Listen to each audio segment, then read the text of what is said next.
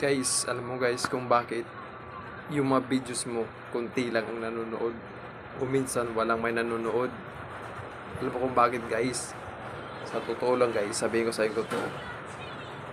Hindi maganda yung videos mo na ginagawa, kaya ayusin mo. Diba? Totoo yan. Kung gusto mo dumami yung viewers mo, pagbutihin mo guys.